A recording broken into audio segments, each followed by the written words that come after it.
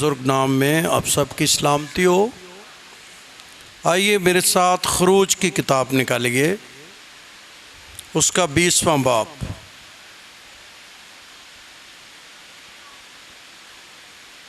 सत्रह आयत तो इसकी पढ़ेंगे। कलाम मुक़द्दस में से खरूज की किताब 20वां बाब 17 आयत उसकी लिखे है खुदा के कलाम में, तू अपने पड़ोसी के घर का लालच ना करना।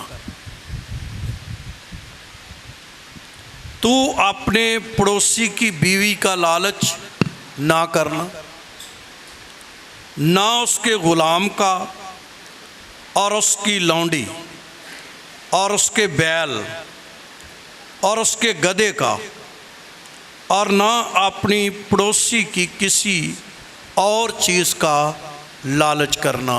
खुदावंद के ज़िंदा उसके अक़दस कलाम के पढ़े और सुने जाने पर उसकी बरकत हो। कलाम मुक़द्दस में शरीयत के अंदर 10 अहकाम थे, और उन 10 अहकाम में से जो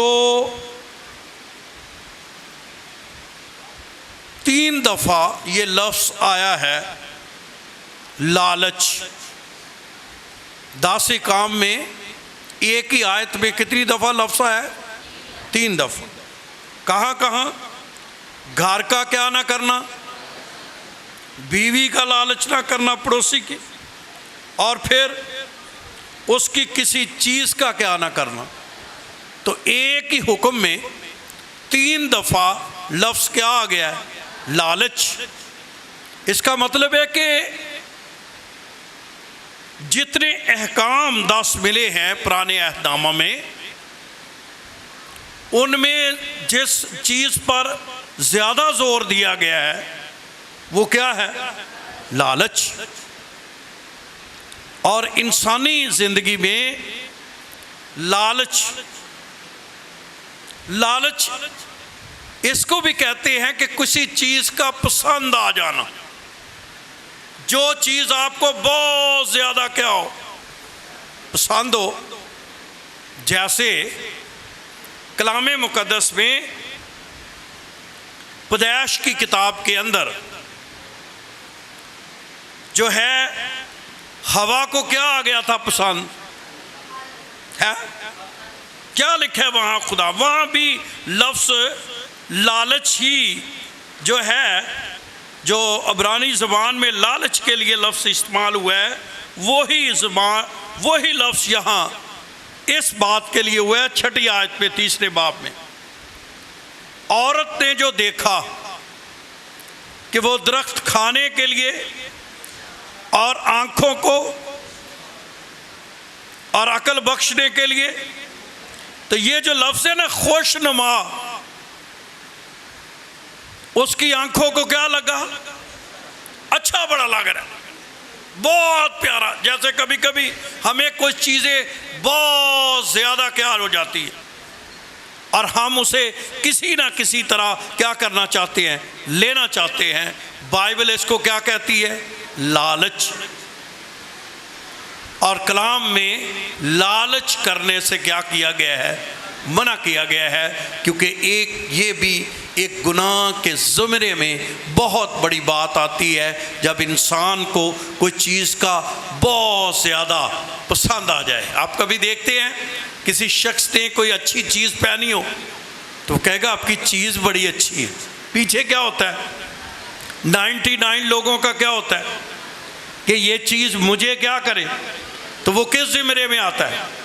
लालच के ज़िमरे में, कि किसी चीज़ का पसंद आ जाना, किसी चीज़ का बहुत ज़्यादा जो है इंसानी ज़िंदगी में होना। इंसानी ज़िंदगी में क्या है? वो लालच को क्या करता है? जाहिर करता है। इसलिए लेकिन मैं आज सुबह एक करैक्टर पर आज आपसे बात करना चाहता हूँ, जिसका जिक्र सलातीन की पहली किताब के 21वें बाब में कि ये लालच इंसानी ज़िंदगी में किस तरह हौलनाक काम करता है। इसके नताइज बड़े बुरे, इसके नताइज बड़े बुरे हैं। और कितने दिनों से मेरे दिल पर ये बोझ है कि हम इन बातों को सीखें। ये सलातीन की किताब के 21वें बाब में पूरा चैप्टर पढ़ने वाला है। इसमें 4-5 बातें बड़ी उभरी हुई हैं। जब इस चैप्टर को पढ़ेंगे इससे कई मज़ामीन आपकी ज़िंदगी में आप अपने लिए निकाल सकते। नंबर 1, ये चैप्टर लालच के बारे में आपको बताएगा कि लालच के क्या नताइज, लालच ज़िंदगी में कितने हौलनाक काम करता है। और दूसरा, ये चैप्टर आपको ये भी बताएगा कि जो सीक्रेट सिन होते हैं, खासकर हिडन सिन जो होते हैं, छुपे हुए गुनाह जिनको कोई नहीं जानता, सिर्फ आप जानते हैं, आपका खुदा जानता है, उन गुनाहों की भी नताइज हैं, उन गुनाहों की भी सजा है जिन्हें कोई नहीं जानता और आप छुप कर करते हैं और आप किसी को एक कानो कान खबर नहीं होती कि आपने ये काम किया है। तो ये भी एक मजमून इस चैप्टर में से निकल सकता है कि उसकी कास्ट, उसकी कीमत आपको अदा करनी पड़ती है जो आप छुप कर क्या करते हैं, गुनाह करते हैं, गलतियां करते हैं जिनका किसी को क्या नहीं होता, इल्म नहीं होता, वो छोटी हो या क्या हो, बड़ी हो। इसलिए जो है इस में से ये भी मज़मून आप अपने लिए निकाल सकते हैं। फिर यहाँ 2 मियाँ बीवी का जिक्र है, अखयब का जिक्र है, एजबल का जिक्र है। एजबल जो है ये अपने शोहर के दिल को क्या करती थी, अबहारती थी, तो वो उसको हर वक्त अबहारती रहती थी। इस वजह से, एजबल की वजह से, बीवी की वजह से शोहर ने बहुत ज़्यादा गुनाह किए और अपने आप को बदी के लिए बेच दिया। तो मियाँ बीवी का एक होना अच्छी बात है, लेकिन मुबारक वो मियाँ बीवी हैं जो किसी गलत बात के लिए शोहर को उसका साथ देने से इनकार करें। वो भी शोहर मुबारक है कि वो अपनी बीवी की किसी गलत बात का साथ देने से क्या करे। आमतौर पर तो ये कहा जाता है कि मियाँ बीवी की बड़ी इनकी आपस में क्या है, लेकिन गलत बात में सुर होना इस पूरे ख़ानदान को तबाह कर गई, यहाँ तक कि उनके बच्चे भी मर गए और खुदा ने कहा मैं नस्ल दर नस्ल तुमसे कीना रखूँगा, क्योंकि इन मियाँ बीवी की बनती बड़ी थी लेकिन बनती गलत बातों में भी थी। तो इसलिए ये भी मज़मून आप अपने लिए इसमें से निकाल सकते हैं कि भाई बने ज़रूर, लेकिन दोस्ती, मोहब्बत, प्यार, रिश्तेदारी, सारी चीज़ें अपनी जगह हैं, लेकिन अगर आप कोई गलत है उसको गलत कहना जो है ये खुदा का कलाम कहता है कि आप उसे कहें कि भाई मैं इस चीज़ का आपके साथ साथ नहीं दे सकती। ये चीज़ कम से कम आप किसी को ये तो कह सकते हैं कि भाई ये काम क्या है, गलत है। तो कभी कभी हम इतनी मोहब्बत में खो जाते हैं, इतने प्यार में खो जाते हैं, इतने ज़्यादा हम खुदावंद में आगे जो है वो खो जाते हैं कि गलत को गलत कहना इंसान के बस की बात नहीं रहती। इससे भी इस चैप्टर में आप देख सकते हैं। और चौथा मज़मून आप इससे ये निकाल सकते हैं कि गुनाह कितने भी हो जाएं, बदी कितनी भी बढ़ जाए, कितना भी गुनाह हो जाए, लेकिन अगर आप तौबा करेंगे तो खुदा माफ़ करने पर क्या है, कादर है। तो आइए आज हम इन बातों को देखें। यहाँ मसला क्या था, पढ़िए 21वां बाब जी। पहली आयत से कोई पढ़ना चाहे तो आज़ादी है, और समझिए इन बातों को, समझिए क्या लिखा हुआ है। इन बातों के बाद ऐसा हुआ कि यज़रिएली नबूत के पास यज़रिएल में एक ताकिस्तान था। क्या था? एक बंदे के पास जिसका नाम नबूत है। क्या नाम था? नबूत। उसके पास एक क्या है? पाकिस्तान क्या होता है? क्या? अंगूरों का बाग। मैं इसीलिए कहा था सिर्फ खेत नहीं, क्या पाकिस्तान क्या होता है? अंगूरों का बाग। तो ये बादशाह के महल के साथ लगता था, अंगूरों का बाग। शायद बादशाह वहां सैर करना चाहता था, बादशाह को वो बाग अच्छा लगता था, उसको वो चीजें बड़ी अच्छी लगती थी। और ये नबूत एक आम आदमी था और बादशाह चूंकि बादशाह ही है, तो उसने उससे ये जमीन मांगी। पढ़िए जरा खुदा के कलाम में क्या है। जो सामरिया के बादशाह अखीयब के महल से लगा हुआ था। तो ये किससे लगा हुआ था? बादशाह के महल से लगा हुआ था। तो क्या हुआ? सो अखीयब ने नबूत से कहा कि अपना ताकिस्तान मुझको दे दे। ये अंगूरों का बाग जो है ये मुझे क्या कर दे, दे दे, समझ आ रही है? फिर ताकि मैं उसे तरकारी का बाग बनाऊं। तरकारी क्या? सब्जियों का। अंगूर काट कर क्या लगाऊं?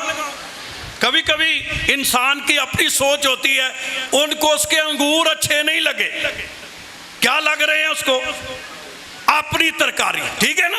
तो आप समझे, कभी कभी अगले की चीज हमें वो नहीं अच्छी लग रही, जिसने पहनी है, जिसके घर में है, जिसके पास है, उसको नहीं। लिखा है पाकिस्तान खत्म करके क्या कर लूं? तरकारी का बाग लगा दूं, यानी सब्जियां उगा लूं, अपनी मनमानी, अपना पसंद, अपनी चीजें, अपना दिल, अपना। और पीछे क्या है? लालच। फिर क्या हुआ खुदा के कलाम में? क्योंकि वो मेरे घर से लगा हुआ है जी, और मैं उसके बदले तुझको उससे बेहतर पाकिस्तान दूंगा। वो कहते हैं मैं तुझे पाकिस्तान दे दूंगा। फिर या अगर तुझे मुनासिब मालूम हो तो मैं तुझको उसकी कीमत नकद दे दूंगा। ठीक। नबूत ने अखीयब से कहा, खुदावंद मुझसे ऐसा ना कराए जी कि मैं तुझको अपने बाप दादा की मिरास दे दूं। अच्छा, ये भी सुने कि पुराने वक्तों में जब मुल्क कनान को बांटा गया तो उनको हुक्म था कि आपने जमीन नहीं बेची। कभी कभी आपने एक फिक्रा सुना, जमीन बेच देना, मां बेच देना। तो कभी कभी जो है वो पुराने वक्तों में बनी इस्राएल के दौर में ज़मीन, और उसकी वजह ये थी क्योंकि शरीयत में मना किया गया था। अगर आप अखबार की किताब पढ़ें अपने नॉलेज के लिए कि कभी किसी से बात करनी पड़े तो आपको याद हो, अखबार की किताब का 25वां बाब में बाकायदा तौर पर ये चीज़ें मना की गई थी। 23वीं आयत से पढ़े तो जी, पढ़े क्या लिखा है? और ज़मीन हमेशा के लिए बेची ना जाए जी, क्योंकि ज़मीन मेरी है और तुम मेरे मुसाफिर और मेहमान हो। तो क्या मना किया गया था? जमीन हमेशा के लिए बेची ना जाए क्योंकि जमीन क्या है? मेरी है, और तुम मुसाफिर और क्या हो? मेहमान हो। तो ये मना किया गया था उन्हें कि तुमने ज़मीन नहीं बेचनी। और आगे 28वीं आयत तक जो है वो सारी बातें जो हैं उसकी डिटेल लिखी हुई है, लेकिन मैं टाइम बचाने की गर्ज से सारा नहीं पढ़ रहा। लेकिन आप इसको देखिए कि खुदा का कलाम कहता था कि आपने अपनी ज़मीन को क्या नहीं करना, नहीं बेचना। इसलिए नबूत ज़मीन बेचना नहीं चाहता था, लेकिन बादशाह के महल को लगती थी। उसके दिल में था कि किसी ना किसी तरह ये ज़मीन मुझे क्या करे, मिल जाए। जी, 4थी आयत। और अखीयब उस बात के सबब से जो यज़रिएली नबूत ने उससे कही उदास और नाखुश होकर अपने घर में आया। ठीक। क्योंकि उसने कहा था मैं तुझको अपने बाप दादा की मिरास नहीं दूंगा। सो उसने अपने बिस्तर पर लेटकर अपना मुंह फेर लिया और खाना छोड़ दिया। आप देखें कि ना मिलने के हिसाब से वो इतना दास है, कलाम कहते हैं कि उसने खाना तक क्या कर दिया, छोड़ दिया। जमीन नहीं मिली, महल है, तख्त उसके पास है, बादशाही उसके पास है, पूरी कौम बनी इसराइल का वो बादशाह है, हर चीज उसके पास क्या है, लेकिन मिला क्या नहीं है। पाकिस्तान रोटी छूट गई, चारपाई पर लेट गया। पुराने वक्तों में जब लोग बुजुर्ग बातें सुनाते थे तो वह कहते थे वो टूटी मंजी पर क्या किया, लेट गया। तो मतलब उसका क्या, उदास, परेशान, दुखी हो गया। कई लोग अखियब की तबीयत रखते हैं, कई दफा उनके पास सब कुछ होता है, तख्त होता है, बादशाही होती है, चीजें होती हैं, अगर एक चीज ना हो उनके चेहरे उदास नजर आते हैं।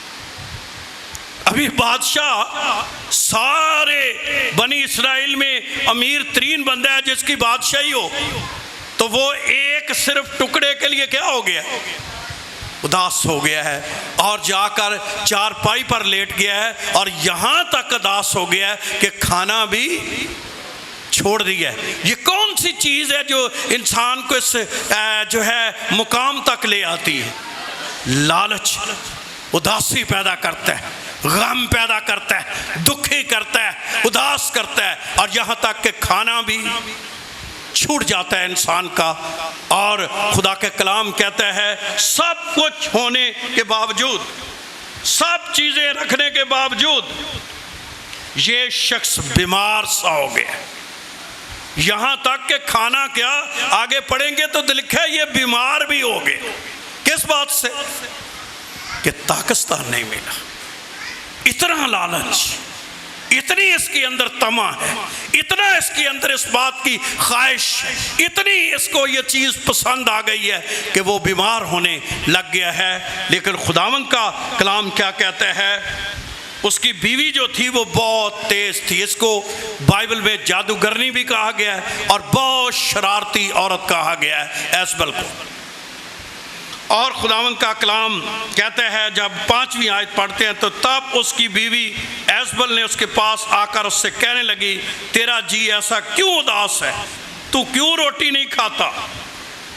उसने उससे कहा, इसलिए कि मैंने नबूत से बातचीत की और उसने अपना पाकिस्तान कीमत लेकर मुझे दे देना, या अगर ना चाहा तो मैं उसके बदले दूसरा तक जो है पाकिस्तान तुझे दूंगा। लेकिन उसने जवाब दिया है, मैं तुझको अपना पाकिस्तान नहीं।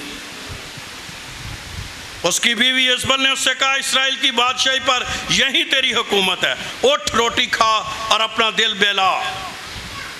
तो ये शरारती औरत थी, इसने बादशाह को भी नहीं बताया, उसका एक पैड निकाला, उसकी मोहर ली और मोहर पर लिखकर भेज दिया लोगों को।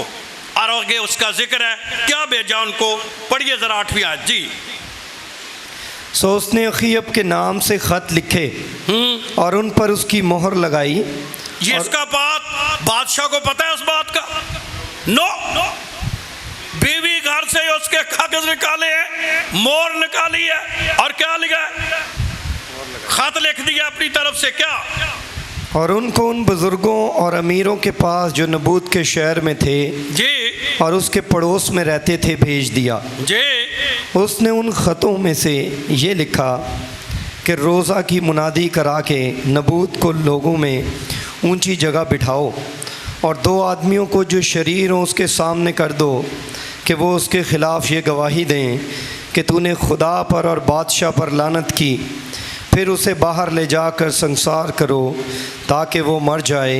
अब शरारती लोगों का ज़हन बड़ा चलता है। बाइबल भी कहती है कि खुदा के लोगों से शरीर जो हैं वो ज़्यादा चालाक और क्या है, शार है। बाइबल इसको बयान करती है कि शरीर के फर्जंद रास्तबाजी के फर्जंदों से ज़्यादा क्या है, होशियार है।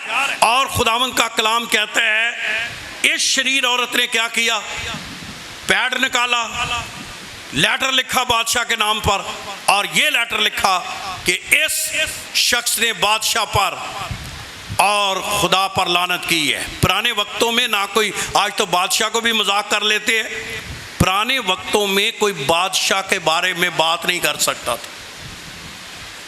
बादशाह के बारे में बात करना, खुदा के बारे में बात करना एक बात होती थी और उसका एक ही हुक्म था, उनको क्या कर दिया जाए, कत्ल कर दिया जाए।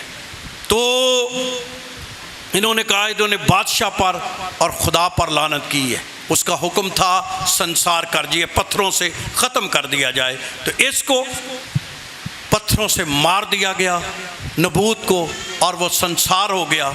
और इन्होंने जाकर खेत पर क्या कर लिया? कब्जा कर लिया। जब कब्जा कर ले थे तो याद रहे, जैसे मैंने पहले कहा, वो शख्स तो इसका मुकाबला नहीं कर सकता था, वो शख्स तो कुछ कर नहीं सकता था कि कहां बादशाह और कहां एक आम शख्स। लेकिन याद रहे, आप किसी का मुकाबला कर सके या ना कर सके, डरना इस बात से चाहिए कि अगर उसका कोई नहीं तो उसका खुदा जरूर है। नबूत हक पर था, कमजोर था, सच्ची बात पर था, लेकिन एक तरफ बादशाह पूरी ताकत के साथ था, सारी हुकूमत उसके पास थी। और खुदावंद का कलाम कहता है उसने जाकर उसके पाकिस्तान पर क्या कर लिया? कब्जा कर लिया। 15वीं आयत में थोड़े आयत बचाता हूँ। 15वीं आयत में उसने जाकर कब्जा किया। जी पढ़िए 15वीं और 16वीं आयत। जब एजेबल ने सुना कि नबूत संसार कर दिया गया, यानी मर गया है, फिर तो उसने अखीब से कहा, उठ और यज़रेली नबूत के पाकिस्तान पर कब्जा कर, जिसे उसने कीमत पर भी तुझे देने से इनकार किया था, क्योंकि नबूत जीता नहीं। एक दफा तो दोनों ने सोचा कि ये काम सारा खत्म हो गया, अब कोई दुश्मन नहीं रहा, पाकिस्तान हमारा है, और उन्होंने पाकिस्तान अपने कब्जे में कर लिया। फिर क्या हुआ?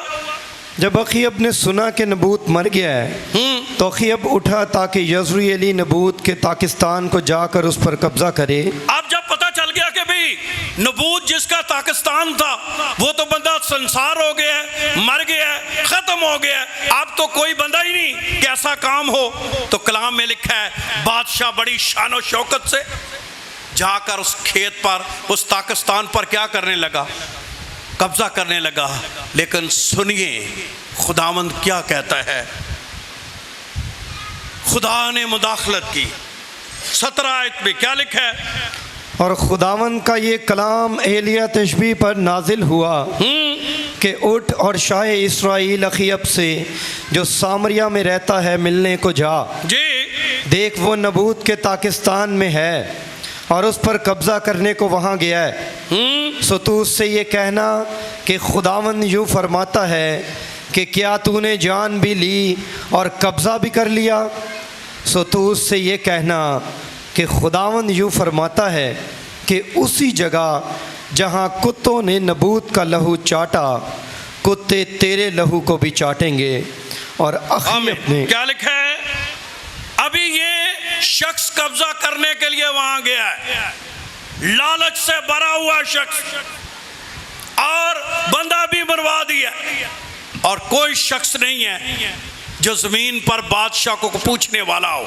लेकिन अगर जमीन पर कोई भी किसी को पूछने वाला ना हो तो एक पूछने वाला है जिसका नाम यहोवा खुदा, वो पूछ लेता है। इसलिए बहनों भाइयों, छुप कर गुनाह करें, सामने गुनाह करें, कोई किसी गुनाह का कोई किसी को जवाब ना दे सके। मैं तो यहां तक भी कहता हूं, आप किसी से ज्यादती करें, जानबूझ कर करें, उसको सलब किया जाए, उसके हकूक पर डाका मारा जाए या उसको बेजा तंग किया जाए, एक दिन आपको खुदा के सामने उसका क्या देना पड़ेगा? साफ देना पड़ेगा। और कई दफ़ा इंसान छुप कर ये काम करता है। और यहाँ मुझे दाऊद की वो बात याद आती है, जब दाऊद ने छुप कर गुनाह किया, कोई बोलने वाला नहीं था, बादशाहों के सामने किसने बोलना है? तो खुदा ने जो है उस वक्त के नबी पर ये बात जब भेद खोला तो उसको लिखा हुआ है बाकायदा तौर पर। आइए ये आयात पढ़िए याद दहानी के तौर पर। वाक़या आपको याद है, लेकिन याद दहानी के तौर पर सैमुल की दूसरी किताब के 12वें बाब पे, ताकि जो हिडन सिन्स हैं, छुपे हुए गुनाह हैं, जिनको कोई नहीं जानता, जो मैं और आप ही क्या करते हैं। कभी कभी आपने देखा नहीं कि कई बंदे बड़े चंगे भले होंगे ने, घर किते गालियां भी उन्होंने की करनी है, बाहर जो होना सब नूं पता होना बंदा बड़ा की जो रूहानी, घर उन्होंने टिकट नहीं देना के बंदे ने। कई लोग होते हैं वो बाहर कुछ ना कुछ करते रहते हैं और वो समझते हैं चर्च में आ जाएं तो हम क्या हो गए हैं, पाक हो गए हैं। लेकिन मैं बताना चाहता हूँ अपने समेत, हम जो भी छुप कर करेंगे, जो भी हिडन में हमारा होगा, हमें उसकी कास्ट अदा करनी पड़ती है, कुछ भी क्यों ना हो। इसलिए बाइबल मुकद्दस क्या कहती है। परसों एक फैमिली मुझे मिली, हम कहीं गए हुए थे, तो मैं बहुत समझता था कि बंदा बड़ा क्या है, बुजुर्ग बंदा है, रूहानी बंदा लगता था। उन्हें आख्या भाई जी रूहानियत रहन दो, कर सानू टिकण। उन्हें आओ तो उथों उथों गाल कढ़ दिया जितों जितों। तो मैं तो सर पकड़ के क्या हो गया, बैठ गया कि इंसान बाहर क्या है, अंदर क्या है। यहाँ 12वें बाब में भी उसकी 12वीं आयत पढ़े तो क्या लिखा है, खुदा ने दाऊद को ये फरमाया जी, क्योंकि तूने तो छुप कर ये किया, क्योंकि तूने तो छुप कर ये किया, पर मैं सारे इस्राएल के रूबरू दिन दिहाड़े ये यानी दाऊद ने ये गुनाह छुप के किया कि किसी को नहीं पता, कोई नहीं जानता, किसी को कोई इल्म नहीं है। लेकिन खुदावन ने कहा मैं दिन दिहाड़े ये चीज़ें लोगों के सामने ले आऊँगा। इसलिए मैंने बड़ी मोहब्बत से ये कहना चाहता हूँ, ये कई दिनों से मेरी रूह के अंदर ये बात आ रही थी कि जो कुछ हम करते हैं, हम छुप छुपा कर कभी कभी ज़िंदगी में ऐसी गलतियाँ कर देते हैं जिनसे हमारे कई ऐसे मुश्किलात हमारी ज़िंदगी में आ जाती है। और उसमें से एक बड़ी हुई उभरी हुई बात लालच है, जहाँ पर जो नबूत के खेत के साथ जो है वो हुआ है। इसलिए मेरे बहनों भाइयों, खुदा सब कुछ जानता है। खुदा ने एलिया पर अपने कलाम को क्या किया, कितने रूहानियत में बढ़ना चाहते हैं। रूहानियत में बढ़ने का एक पैरामीटर है, एक फार्मूला है, और वो मैं पता क्या है, जितनी आप रूहानी हो जाए। जो आपका दिल ये किया, दिल किया कलाम सुन लिया, दिल किया नहीं सुना, दिल किया बस ठीक है। लेकिन जब आपकी कलाम से क्या हो जाएगी तो आप क्या होना शुरू हो जाएंगे, रूहानी। क्योंकि कलाम अंदर से क्या करता है, काटता है। वो आपकी तबीयत के खिलाफ बातें करेगा, वो आपको अंदर से छेदेगा, वो आपको अंदर से साफ करेगा, वो अपने आपके अंदर से कई बातें आपको लगेंगी और आप गौर करेंगे तो जिंदगी क्या होगी, साफ होगी। और जैसे साफ होगी आप खुदावंद में क्या करते जाएंगे, बढ़ते जाएंगे। लेकिन बहुत दफ़ा इंसान मन पसंद बातें क्या करना चाहता है। कलाम में भी लिखा है, कान की खुजली के बायस हर बंदे ने अपना अपना उस्ताद क्या कर लिया। वो उस्ताद इंसान को अच्छा लगता है जो किसी पर नुक्ता चीनी, जो हर वक्त कौन सा कलाम सुनाए। एक बड़ी दुनिया के अंदर डिबेट है, या दुनिया के अंदर एक बड़ा मसला है कि कुछ है प्रॉस्पेरिटी के खादम, वो हमेशा बरकत की बात करेंगे। क्या करेंगे, बरकत की बात करेंगे। उनके चर्च भी भरे होंगे, उनके साथ लोगों का भी बड़ी मोहब्बत होगी, क्योंकि वो बात कैसे कर रहे हैं।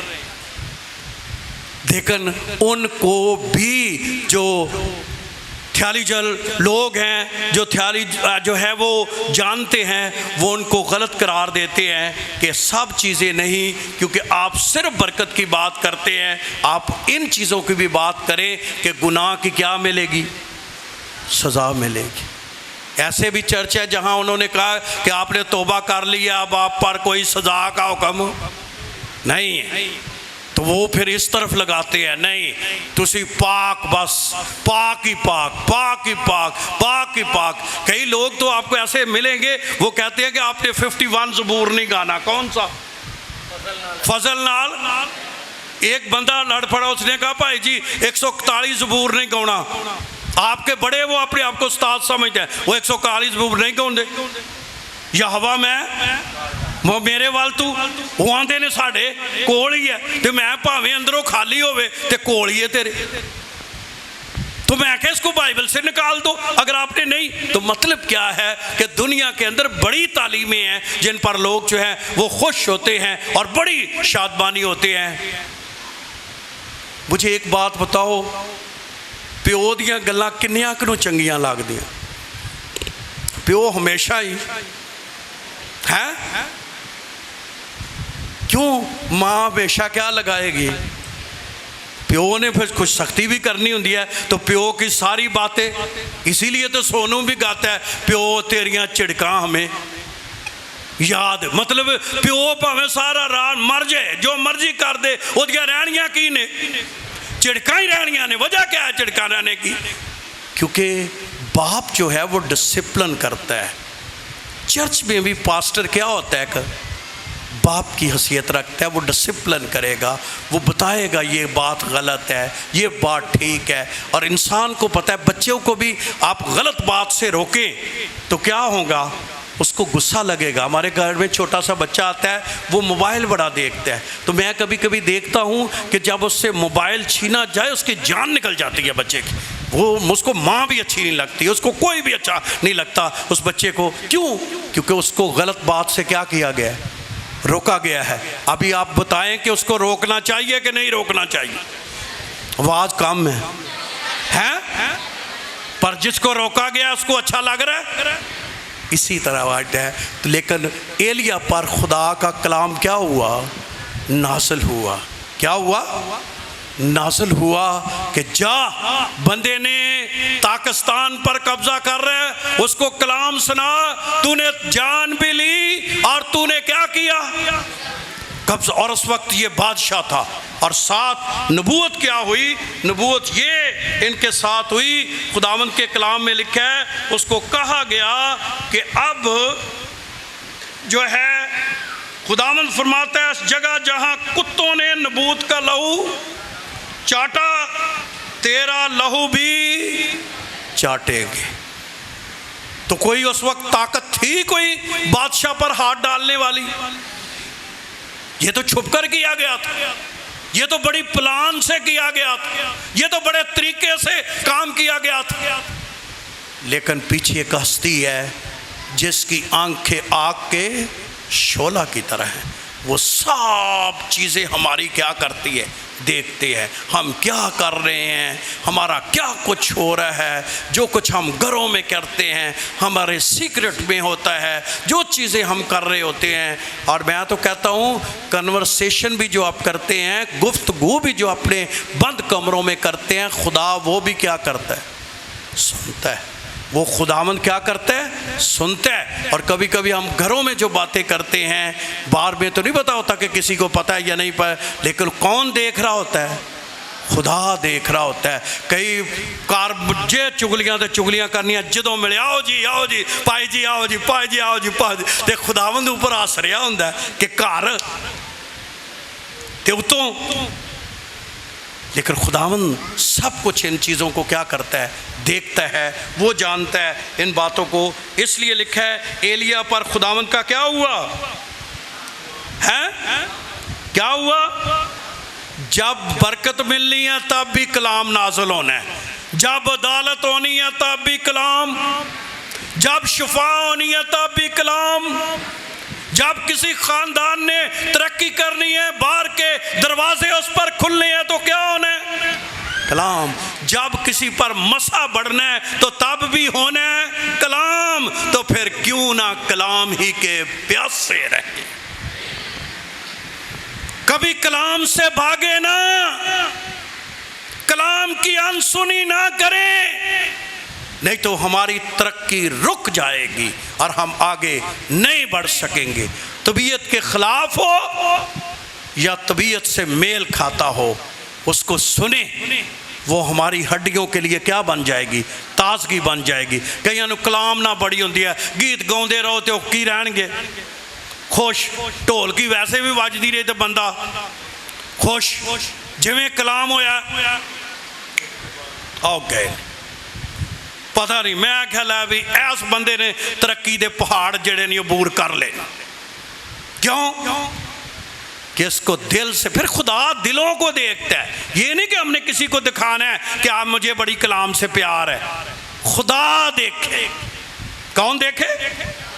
वो कहे मेरा बंदा, मेरी बंदी, मेरा ये शागिर्द, मेरा ये खादिम, जिसको मेरे प्यार कलाम से क्या है? मोहब्बत है। क्योंकि कलाम हर तरह की बरकत को आपकी ज़िंदगी में लेकर आता है। इसलिए इसको सुनिए। और फिर खुदा का कलाम नाज़िल हुआ और खुदावंद ने क्या कलाम किया? जी 20वीं आयत पढ़िए। और अखीब ने एलिया से कहा, ऐ मेरे दुश्मन, क्या मैं तुझे मिल गया? एलिया अखीब का दुश्मन था? बोलो तो सही है। क्यों उसको दुश्मन वो समझता था? उसकी तबीयत के खिलाफ कलाम होता था। जो खादिम किसी खानदान, किसी शख्स के खिलाफ कलाम करेगा, लोग उसकी मुखालफत करेंगे। एलिया को क्या कह रहा है? ऐ मेरे दुश्मन। कितने एलिया को बहुत बड़ा खादिम समझते हैं, नबी समझते हैं, लेकिन वो क्या समझता था? क्या एलिया उसका दुश्मन था? लेकिन कैसे दुश्मन बना? कलाम सुनाना इतना आसान काम, खासकर खुदा का कलाम सुनाना, अपनी मनमानी से सुनाना, कभी कभी आंखों में आंखें डाल के आपको सुनाना पड़ता है। कभी कभी ये कलाम हमको बेइज्जत करता है। क्यों? क्योंकि जब आप कलाम सुनाते हैं तो लोग उसको कबूल नहीं करते। उनके दिल पर क्या होता है? वो दुश्मन भी बनते हैं। एलिया को कहता है, मेरे दुश्मन, तू कहाँ मुझे मिल गया है? पर एलिया ने कलाम सुना के रखे। और मैं आज खुदा के खादमों को कहता हूँ, दुश्मनी कोई करे, कोई गुस्सा करे, करता जाए, आप खुदा का कलाम सुनाइए, क्योंकि खुदा का हुक्म यही है। आमीन। क्या लिखा है खुदा के कलाम? जी। उसने जवाब दिया कि तू मुझे मिल गया जी, इसलिए कि तूने खुदावंद के ज़ूर बदी करने के लिए अपने आप को बेच डाला है। उसने कहा मैं दुश्मन नहीं हूं, पर मैं एक बात बता दूं, तूने बदी करने के लिए अपने आप को क्या कर दिया? बेच डाला है। फिर देख, मैं तुझ पर बला नाजिल करूंगा और तेरी पूरी सफाई कर दूंगा। कितनी सफाई जी? सुन लीजिए क्या लिखा है। और अखीब की नस्ल के हर एक लड़के को, यानी हर एक को जो इस्राएल में बंद है जी, और उसे जो आज़ाद छूटा हुआ है, काट डालूंगा। क्या मतलब इसका? कि अखीब के तमाम औलाद क्या कर दूंगा? नस्ल ही खत्म कर दूंगा। किस वजह से? तूने लालच करके नबूत का क्या लिया है? खेत लिया है। अब कभी कभी हम सोचते हैं हमारे बच्चे तरक्की नहीं करते, हमारे बच्चे आवारागर्द हो गए हैं, हमारे बच्चे सुनते नहीं हैं हमारी।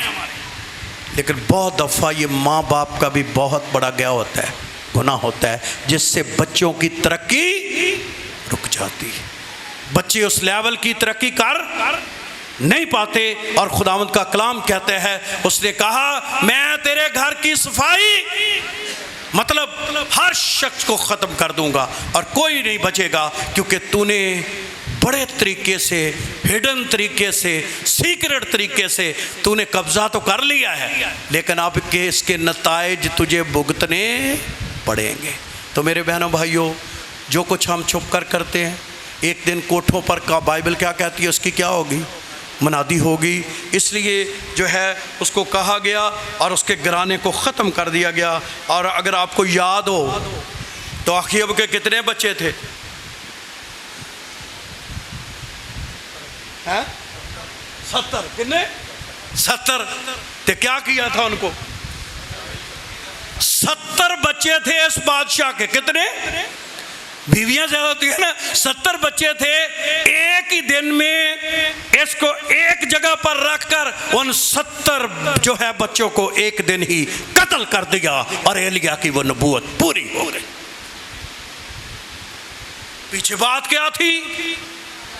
लालच जिसको लोग मामूली समझते हैं, सेटल होने के लिए कभी कभी हम लालच की बातें करते हैं, चीजें करते हैं, लोगों को पागल बनाने के लिए लोग लालच की बातें करते हैं, लेकिन उन्हें पता नहीं इसका असर उनकी नस्लों पर पड़ता है। खुदा का रूह कई दिनों से मुझे कह रहा था कि बता दे सब लोगों को। मुझे पता है आप सब में से लालच शायद बहुत कम हो, लेकिन कभी जिंदगी में आप इसकी गिरफ्त में क्या करें, आ जाएं। कितने बच्चे थे? क्या लोगों को बताता होगा अपने बच्चों के बारे में? हैं?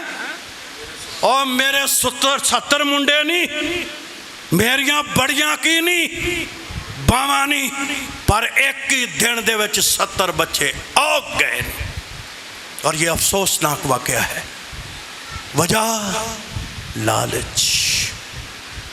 लालच जो है गुनाह कराता है और फिर उस गुनाह के नताइज निकलते हैं, मुश्किलात पैदा होती है और खुदावंद नाराज़ हो गया इससे और इसके घराने को क्या कर दिया, सफाया कर दिया। टाइम थोड़ा है, मैं इसको ख़त्म करता हूँ। 25वें आयत से पढ़िए जी। क्योंकि अखीब की मानित कोई नहीं हुआ था जी, जिसने खुदावंद के हुजूर बदी करने के लिए अपने आप को बेच डाला था, ठीक। और जिसे उसकी बीवी इज़बेल उभारा करती थी। क्या करती थी उसकी बीवी? क्या करती थी? उभारे थे मतलब क्या?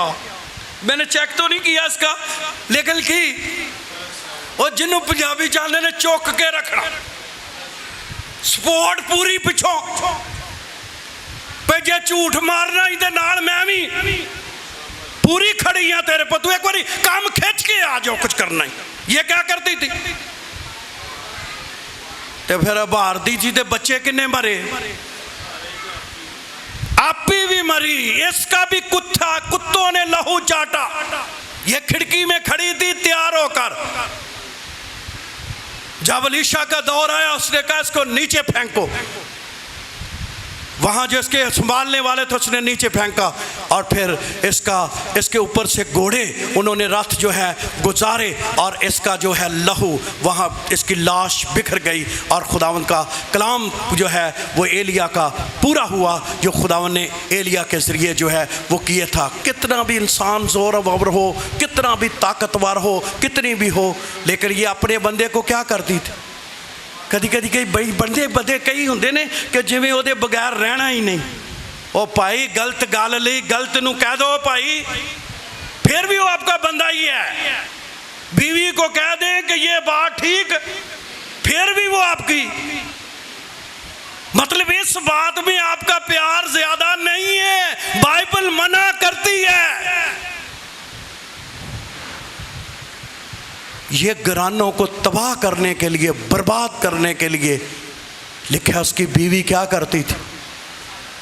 क्या करती थी? भारतीय कदी कदी तेरे दिल च होवे भी ना भी आ काम गलत है, गलत है तो एक बारी तो कहो भी काम को माने या ना माने। अगर वो मानेगा तो बच जाएगा। वो कहे भी मैं तो कह दिया था तुझे, लेकिन अगर तू नहीं माना तो तेरी मर्जी।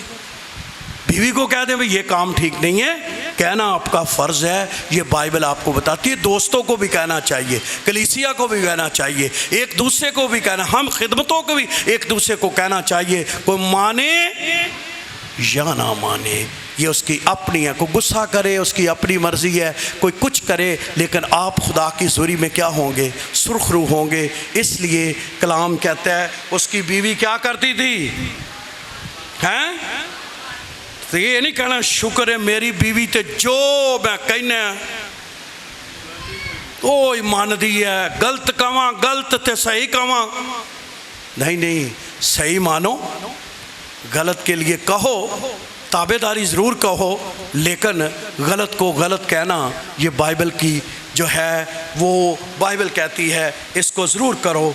लेकिन आखिरी बात मैं यहाँ तक आपको छोड़कर जाना नहीं चाहता। मैं आखिरी बात ज़रूर करना चाहता हूँ। 27वें आयत, जब इतना खुदा इनसे नाराज़ हो गया, खुदा में एक बड़ी खूबी है जो खुदावंद अपने में जो है अपनी ज़िंदगी से जाने नहीं देता, और वो खूबी क्या है? 27वें आयत पढ़िए जी। जब अखीयब ने ये बातें सुनी जी। तो अपने कपड़े फाड़े और अपने तन पर टाट डाला और रोज़ा रखा ठीक। और टाट ही में लेटने और दबे पांव चलने लगा। हाँ, खलीम हो गया, रोज़ा रख लिया। बड़ा खराब बंदा सी ते की रख लिया ते टाट मोड़ने के मराद क्या है? तौबा कर ली। तौबा एक ऐसा काम है खुदावंद के दिल को मोह लेता है। कभी कभी लोग कहते हैं यार फलां के साथ ऐसा क्यों नहीं हुआ। मैंने कहा भी हो सकता था, लेकिन हो सकता उसने क्या कर ली हो। और मैं इसके लिए लिखा है तौबा का मौका हर वक्त मौजूद है। क्या जी? सब बोलिए क्या है? कोई कितना बदकार है, कितना जो है वो खुदा से गया गुजरा है, कितनी उसने गलतियां कर ली हैं, लेकिन अगर वो खुदा के पास आए तो खुदा उसे माफ़ करने पर क्या है? कादिर है। यानी ये खुदा की बहुत बड़ी सिफत है। हम माफ़ करने के लिए तैयार, हमारा लेवल एक हद तक है। हमारे जो है सब्र का प्याला क्या हो जाता है? लबरेज हो जाता है। लेकिन खुदावंद जब तक आपके सांस में सांस है, खुदा माफ़ करने पर क्या है? क्या किया? जब ये ऐसा करने लगा तो खुदावंद ने क्या किया? उसी एलिया के ज़रिए खुदा ने कलाम किया। क्या किया? तब खुदावंद का ये कलाम एलिया तशबीह पर नाजिल हुआ। कलाम फिर नाजिल हो गया। होना कलाम ना ही है, जरा भी काम होना उस पर जो सजा आई वो भी कैसे आई? कलाम से बरकत कैसे आई? बहाली। तो फिर पीछे किधे लग जो? कलाम के। ये मैं कहता हूँ कोल छोड़ के मैंने कलाम अंदर चला जाए तो समझो ये बहाली है। क्या हुआ फिर? क्या उन पर हुआ? तू देखता है कि अखीयब मेरे हुजूर फिर कैसा, कलाम नाज़िल हुआ। तू देखता है कि अब मेरे हुजूर कैसा खाकसर बन गया है।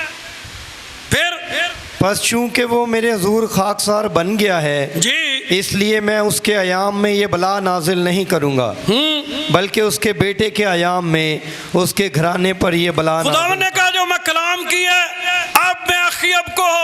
और आप पता है कई लोग कई कहते हैं भाई जी मैं अपनी अखा नाल ये दुख, जो आपके आंखों के सामने दुख हो वो देखना क्या है? खुदावंद ने कहा इसने तौबा कर ली है, अब इसके सामने ये वाली बला नहीं लाऊंगा, इसके बेटे से क्या करूंगा? ले लूँगा। मतलब खुदा हर वक्त तौबा कबूल करने पर क्या है? तो मैं आज सब ये कहना चाहता हूँ, अगर हम में कहीं कमी हो जाए, गुनाह हो जाए, हम लालच के मुरकबे हो जाएं, हमसे गलती हो जाए, हम किसी तरह के गुनाह में फंस जाएं, इंसान होने के नाते। आज ही सुबह एक पोस्ट एक बच्ची ने लाई, मैं क्या हूँ मैनू की कवां, बच्ची भी एवं कोई जो है ना कोई 20-25 साल की, कहती है मुझे वहाँ बताओ। लोग कहते हैं गुनाह हो जाता है, गलती हो जाती है। मसीह ने कोई गलती की? जब मसीह ने नहीं की आप क्यों करते? मैंने कहा भी होने ना, आपको पता है ना एक वो आता है ऑस्ट्रेलिया, क्या करते हैं वो, जो आजकल बड़ी तनकीद करते हैं खादमों पर, तो वो उसमें उसने किया हुआ था। तो मैं देख कर हंस रहा था। मैंने कहा देखो अब इस बच्ची को क्या जवाब दें? इंसान होने के नाते आपसे क्या हो सकती है? हैं? स्वाय मसीह को छोड़ के बाइबल में हुई या नहीं हुई है? वो कहती थी मुझे निकाल के दिखाओ, तो मैं कह तू कभी बाइबल पढ़ी नहीं तो तेनू निकालना की है? हर सफ़े ते लिखे आई आदम तो लैके एंड तक आप देख ले। लेकिन खुशखबरी ये है खुदा गुनाह माफ़ करने पर कादर है। इससे किसी को मना नहीं किया जाता, भावें पता भी हो पे टोटल जो है झूठा है, बदकार है, गलत है, जो मर्जी करता है, लेकिन उसको क्यों नहीं मना किया जाता? इसी वजह से भी जब खुदा किसी को माफ़ कर सकता है तो मैं और आप कौन है? हम किसी की अदालत कलाम सुनाना हमारा काम है, बताना हमारा काम है। आगे किसी की अपनी क्या है, मर्जी है। जो जान गुनाह करेगी सो मैं इन कहना जड़ी तौबा करेगी वो क्या कर जाएगी, बच जाएगी और वो खुदावंद के कदमों में होगी। तो मैं समझता हूँ ये खूबसूरत खुदा के लिए हमें शुक्रगुजारी से भर जाना चाहिए कि जो हर गुनाह माफ़ करने पर क्या है, कादिर है। यहाँ तक कि एक दिन पतरस ने बड़ी छाल मारी तो कहने लगा, खुदावंदा जे मेरा भरा गुनाह करे तो मैं उन्होंने 7 बारी माफ़ कर दा। वो दिल च सी पिछे शाबाश मिली है, हुण भी शाबाश मिलेगी, क्योंकि इंसान चाहता है कि हर वक्त उन्होंने की मिले। उन्हें पतरस ने क्या, नहीं 7 के कितनी बराबर 49 टाइम 400 हैं 49 दफ़ा क्या करो, जितनी दफ़ा। इसका मतलब है कि जितनी दरा भी गुनाह हो जाए क्या करो, माफ़ करो। तो खुदा का पैमाना बड़ा है, हमारे पैमाने छोटे हैं। खुदा के माफ़ करने का तरीका क्या है, बड़ा है। खुदावंद के काम करने का तरीका जो है वो हमसे क्या है, फ़र्क है। कोई भी जब आता है तो उसे माफ़ करने पर क्या है, कादर है। तो मैं अज आखिरी गल ये भी करिए, असी भी अपने अंदर माफ़ी रख लीए कि जे खुदा माफ़ कर दे तो असी भी माफ़ कर छड़िए। क्यों? क्योंकि वो उसका रूह हमारे अंदर रहता है। आइए अपने सरों को झुकाइए। अगर हमारी ज़िंदगी में किसी किस्म की कोई बात, कोई लालच, कोई मसला या कोई आइंदा वक्त में ऐसा हो, और आखिरी बात मेरे रूह के अंदर है, कभी कोई काम लालच की बिना पर ना करें, नहीं तो आप दुख उठाएंगे। रिश्ता हो, जॉब हो, ठेका हो, कोई मेंबर लेना हो, किसी की दायकी हो, मैं सबको शामिल करता हूँ। कोई काम लालच की बिना पर ना करें। अगर करेंगे जिंदगी में पछताएंगे। क्यों पछताएंगे? क्योंकि लालच हमेशा डुबोता है। आए अपने सरों को झुकाएं और दुआ करेंगे।